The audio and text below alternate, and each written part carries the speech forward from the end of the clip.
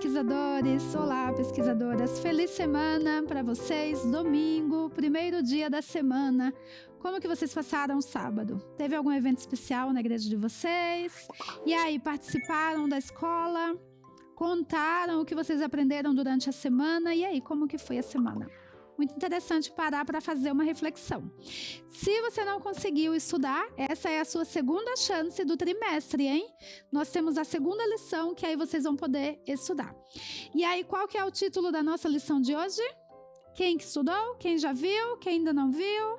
Corre lá para pegar a lição para a gente estudar juntos. O título da nossa lição dessa semana, Deus conosco. Então, nós vamos falar um pouquinho da presença de Deus ao nosso lado.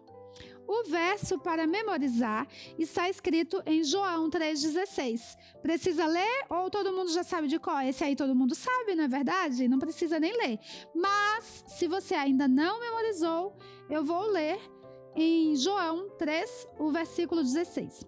Porque Deus amou o mundo de tal maneira que deu seu Filho unigênito, para que todo o que nele crê não pereça, mas tenha a vida eterna. O que seria unigênito? Algumas traduções elas falam deu seu único filho, mas na minha aqui está falando unigênito. É único. Então Deus tinha apenas um filho e doou.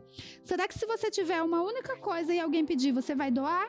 E aí? É complicado. E aí, na Bíblia ainda fala que foi o filho, um único filho. Aí a situação para a gente pensar aqui e refletir é o seguinte: você tem um irmão e aí ele precisa de um transplante renal. Todos nós temos 2 rins, tá?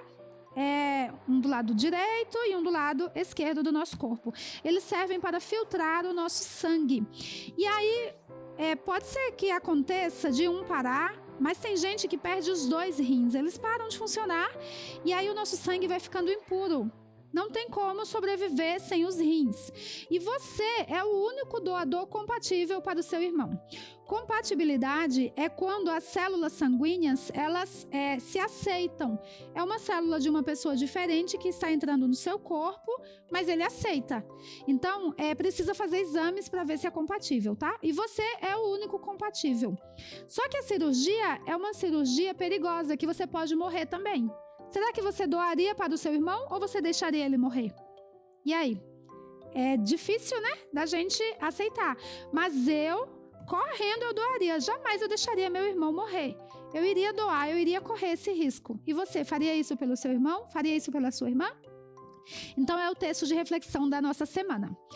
E o tópico de domingo, ele tem por título: Alguém assume um risco. O que é algo arriscado? O que vocês acham que é algo arriscado? É algo perigoso.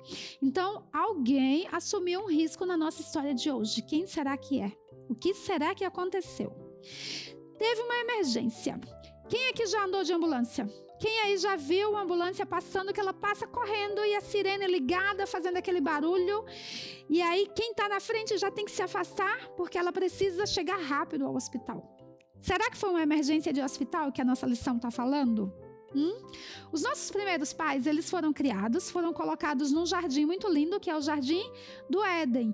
E aí Deus estabeleceu uma lei para eles. Eles não deveriam comer de determinada fruta que tinha naquele jardim. O que aconteceu? Os nossos pais foram rebeldes e comeram da fruta. Essa foi a emergência.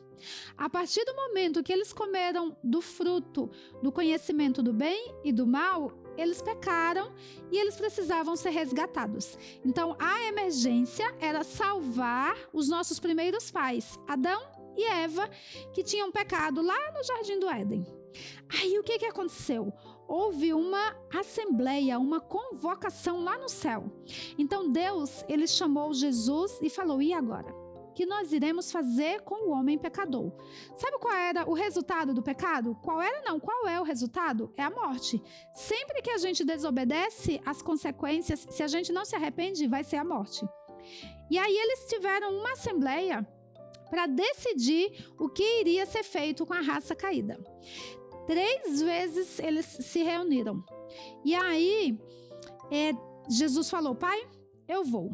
Estava sendo estabelecido o plano da redenção. Então Jesus, ele tomou a decisão de sair lá do céu para vir resolver essa emergência aqui na terra, porque o homem havia caído. E aí, quando Jesus ele saiu da presença de Deus, a nossa lição fala que o seu rosto brilhava de amor e alegria. O que será que os pais tinham decidido? Os anjos ficaram pensando, porque os anjos não tinham acesso a essa reunião. Aí, Cristo chegou para os anjos e relatou: eu decidi que eu vou lá na terra salvar o homem, eu vou morrer. Só que os anjos amavam muito a Jesus e falaram: não, Senhor, deixa que eu vou. Os anjos são seres santos? São, né? Eles não têm pecado, eles vivem ali na presença de Jesus. E eles tomaram a decisão, eles falaram: não, deixa que eu vou lá. Só que aí Jesus falou: que pena, o sangue de um anjo não é capaz de redimir o homem nessa emergência. O sangue de um anjo não é compatível para salvar o pecado. Lembra lá da compatibilidade sanguínea? Não era suficiente, tá? Então, pelo seu sangue e por sua obediência à lei de Deus, as pessoas poderiam se reconciliar com o Pai novamente. Então, somente o sangue de Cristo era compatível com aquela situação. Somente o sangue de Cristo poderia lavar o homem dos seus pecados. E aí os anjos falaram: tá bom, Senhor, já que só o Senhor vai, nós aceitamos. Eles tiveram que se contentar, mas eles ficaram com o coração apertadinhos, morrendo de medo com o que poderia acontecer com Jesus.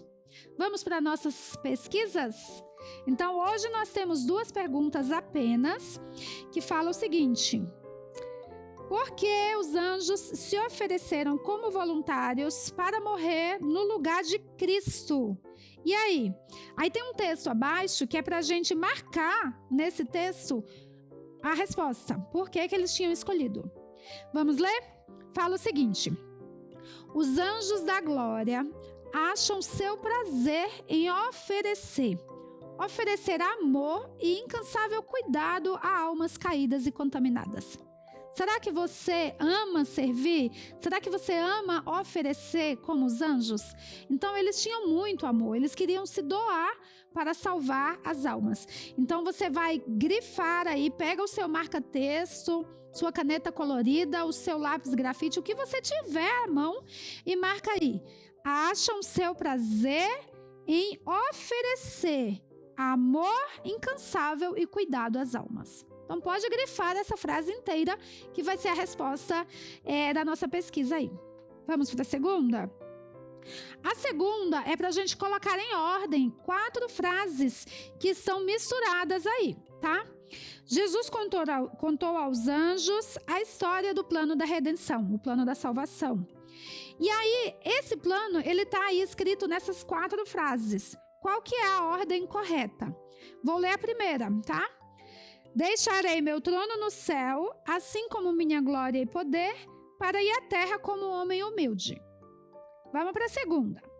Morrerei, mas ressurgirei novamente ao 3º dia. Então, a primeira fala que ele ia descer, a segunda fala que ele iria morrer. A terceira fala: serei pendurado na cruz. Opa! Como que vai pendurar? E ele já morreu antes, então? Essa daí vem antes, né? A última fala: serei tentados em todas as coisas que provam qualquer menino e menina. Então, tentação teria que ser antes da cruz também. Então, a ordem correta, vocês vão colocar os números: 1, que ele vai descer do céu. 4, é a última coisa que ele iria morrer. 3, seria pendurado, né? Depois vem a morte. E o 2, que ele seria tentado, tá? Então, Jesus vai descer, vai ser tentado, vai ser pendurado na cruz e vai morrer. Tudo bem? Então, a sequência ficou 1, 4, 3, 2. Tudo bem? Então, assim nós encerramos o nosso tópico de hoje, falando dessa emergência e desse grande plano de salvação de Jesus por nós. Até amanhã!